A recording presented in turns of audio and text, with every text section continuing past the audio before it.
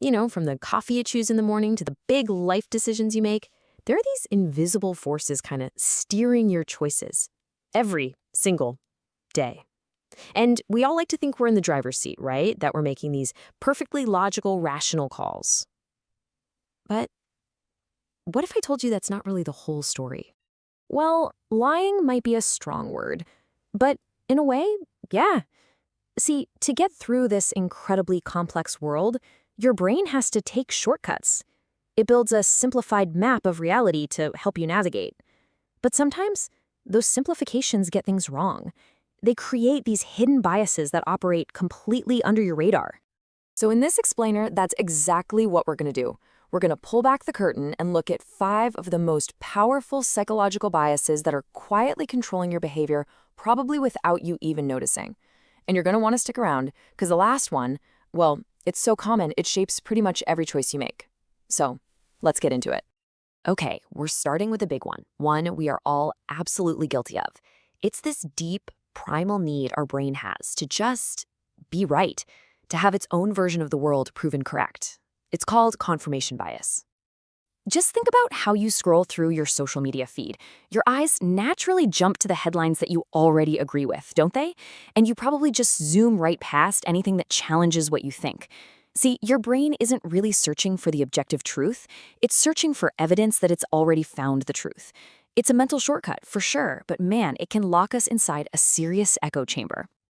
And that's what makes this bias so sneaky. It doesn't feel like a bias. It just feels like you're seeing things clearly. But what you're actually feeling is the psychological comfort of being agreed with. It's a nice, warm, cozy feeling, but it is definitely not the whole picture. All right, let's move on to bias number 2. Now this one is a huge favorite of marketers and negotiators. It's all about the incredible power of the very first piece of information you get. So your brain, it latches onto that first bit of data like a ship dropping its anchor in a harbor.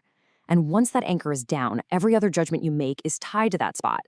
It doesn't even matter if that first piece of info was totally random or irrelevant, it sets the entire stage for your decision. Imagine this. You're walking through a store, you see a coat with a price tag that says $1,000. Your first thought is, whoa, no way. That is way too expensive. But then, right next to it, you see it's on sale for $300. All of a sudden, $300 feels like an unbelievable steal, right? That initial $1,000 price, the anchor, completely changed how you see the $300 price, even if that coat was never worth more than that to begin with. And here's the kicker. This all happens subconsciously. You don't make a conscious choice to be influenced by that first number. Your brain just does it, automatically. It pulls your idea of what something is worth in a totally different direction, and you don't even feel the tug. Okay, bias number 3. Let's talk about how your brain calculates risk. Because it doesn't pull out a spreadsheet or a calculator. Nope, it uses a much simpler and, honestly, a much more flawed tool, your memory. To put it really simply, if you can think of an example, easily, your brain just assumes it must be a common thing. It confuses easy to remember with highly probable. Like you hear a super dramatic news story about a plane crash. That vivid, scary image gets burned into your mind. So the next time you think about getting on a plane, that memory pops right up, making flying feel incredibly dangerous, even though statistically you're way safer than you were driving your car to the airport. At the end of the day, our brains are wired for stories, not for statistics. A vivid, emotional, or scary memory will always have more power over our decisions than some dry, boring number, just because that story is more available in our minds. All right, this next one is wired deep into our survival code. It's this incredibly powerful force that explains why we so often play it safe, even when it's totally not in our best interest. It's called loss aversion. Seriously, think about this for a second. Finding a $100 bill on the street? That feels awesome. But losing a $100 bill you already had? That feels absolutely awful. Well, studies show that the pain of that loss is about twice as powerful as the joy of the same exact gain. Our brains are fundamentally built to avoid losing way more than they are to seek winning. And this is why people will hold onto a terrible stock just hoping it'll bounce back, or why they stay in a bad relationship way too long. We get so focused on what we might lose if we let go that we completely ignore what we could gain by moving on. That fear of taking a loss, man, it's a powerful, paralyzing force.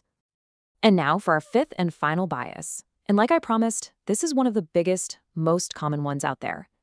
It's not about the information you get, it's about the package it arrives in. This is the framing effect. So the way information is presented to you, the frame that's put around the facts, can totally change your decision even if the facts themselves are identical. Our brains don't just process raw data, they react to the emotional story that the data is telling. I mean, this is the perfect example. A doctor tells you a surgery has a 90% success rate. You feel pretty good about that, right? You're probably going to do it. But what if that same doctor says it has a 10% failure rate? Whoa, it's the exact same number, but suddenly it sounds terrifying. That negative frame, the word failure, it triggers your loss aversion, and the whole choice just feels way, way riskier. When it comes right down to it, the frame creates a narrative. It's a story of success or a story of failure. And as we've already seen, your brain is way more interested in the emotional punch of that story than it is in the cold, hard numbers. So let's just quickly run through what we found. We have confirmation bias, which makes us look for comfort, not truth. We have the anchoring bias, tying our judgment to the first thing we hear. The availability heuristic, which tricks us into thinking that vivid memories are common events. Loss aversion, which makes the fear of losing twice as powerful as the joy of winning. And finally, the framing effect, which proves the story matters more than the stats. The thing is, your brain is running on dozens of these kinds of shortcuts all the time, shaping every little thing you do. But here's the big reveal. These aren't bugs in your system. They're features. They're the energy-saving software that lets your brain even function in this crazy, complex world. And just knowing that they exist, that awareness, well, that's the first step to taking your hand off autopilot. All of this proves one simple thing. Our brains aren't perfectly rational computers. They're biased. But that leads to a pretty big question. What happens when these built-in features of your own mind are knowingly used against you? Well, in our next explainer, we're going to break down the persuasion tricks that marketers, politicians, and influencers use every single day to guide your decisions. And